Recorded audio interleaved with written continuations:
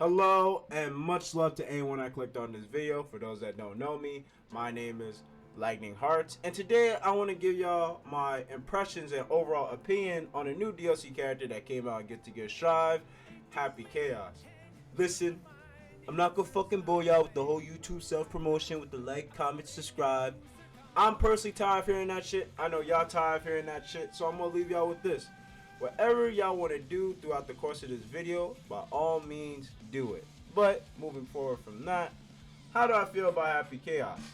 To put it simply, Happy Chaos is a very unique and solid character, but unfortunately he has a lot of issues that I'm probably going to be addressing the most in this video. But before I address those issues, let me cover what he's good at and his strengths as a character. Let's talk about it. Happy Chaos is a very unique character in the game of Guilty Gear Strive, and I cannot stress that enough.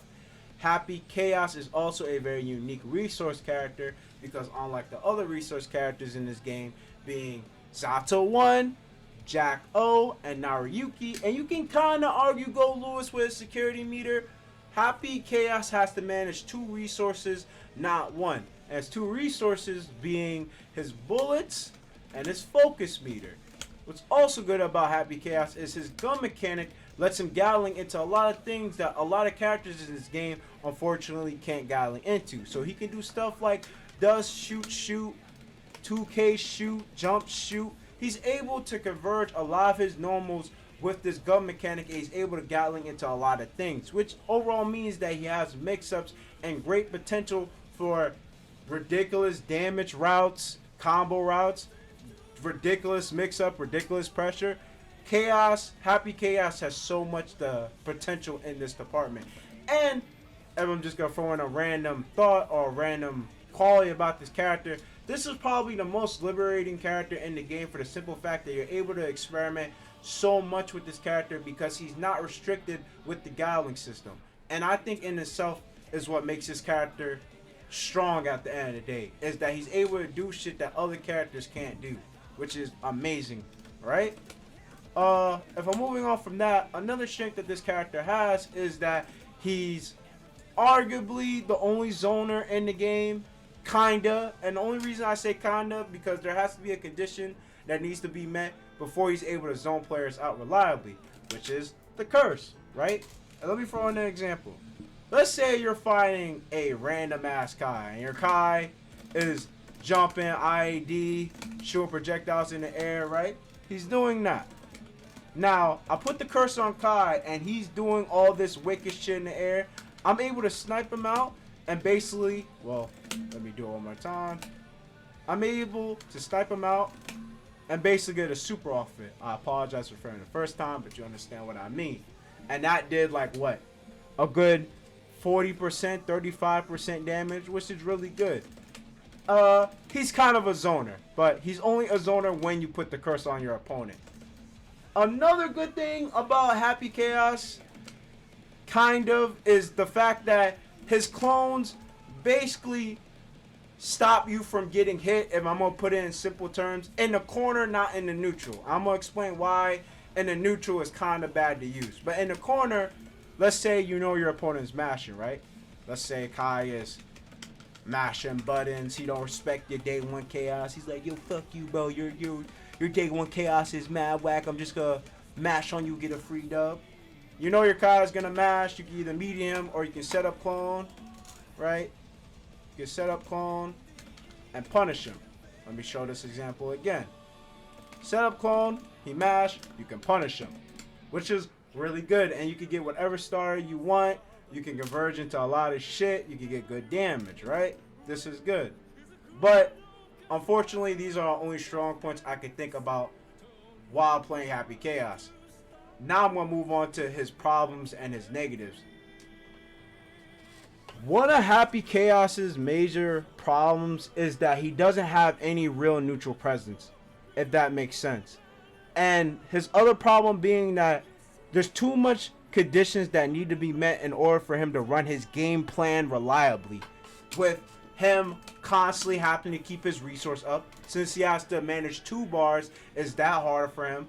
him needing to put the curse on his opponent for his shots to be accurate, him not having a DPO reversal. So if he's in the corner, you, sir, the Chaos player that's watching this video, actually have to hold back. If you can see my arcade stick, hope I didn't fuck up the mic. If you can see my arcade stick, you actually have to do this. You have to block. And a lot of people in modern fighting games don't like doing that shit. So, Happy Chaos struggles in the neutral, doesn't have a DPO reversal, and he has to block a lot of fucked up shit in this game. And his clone in the neutral is very bad. And I'm going to show you why it's bad. It's bad for certain matchups, excuse me. The clone is good for Soul Bad Guy, Potemkin, and Mei. And those are the only matchups I found to where the clone is very useful. I don't know about the other character because you know he's still relatively new. But in this case with Kai, let's say I'm in the neutral, right? I'm out of all my resources. I summon my clone to kind of build a bridge against me and my opponent, so he has to fight his way to get closer to me, right? And this is what Kai, this is all Kai has to do once he sees this, right? Let me see if I can record it properly.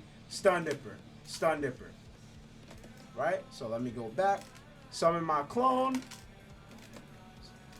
Oh, wait. Hold on.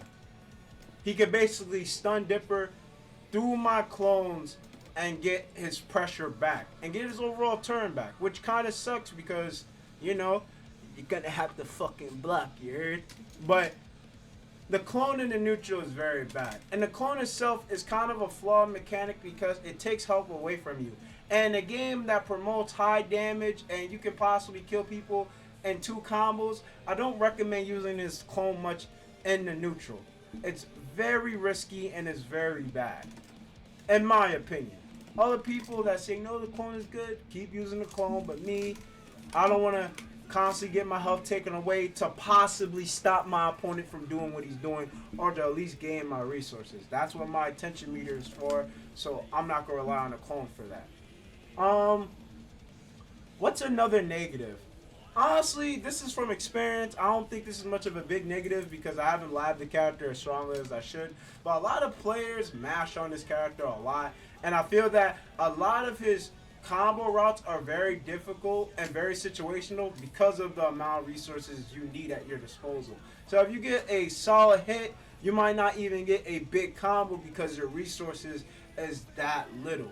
So in that department, neutral's bad. He has to block, no DP. His combo routes can be extremely situational depending on your resources. And he just gets steamrolled relatively easy. But with that being said, let me give you, I guess, some positives with the character. Happy Chaos has a lot of fucking potential. He does. The only problem with this character is that you really have to lab and test certain things out to where you can see where he truly shines at. Because, again, he has mix-ups. He plays a different game entirely from all the characters in the roster. Meaning that he's able to do shit that these characters can't do. That should scream that he's very strong. And again, this character is very liberating and free. You can experiment with this character and feel that, okay, this is the shit that I discover and now I can show it to the world or whatever the case may be. Happy Chaos has a ton of possibilities, but you have to stick with him, which I think is going to be imitating for a lot of players. And you really have to be on your toes when fighting certain matchups. And overall, this character is just going to increase your fundamentals in Guilty Gear Strive and fighting games in general because you don't have no, I guess, unga bunga shit to rely on. So trust and believe that once you master this character, you will find yourself a better fighting game player. But that being said, if you stuck with me to the end of this video, I hope y'all have an amazing day. And again, to the next one. Peace.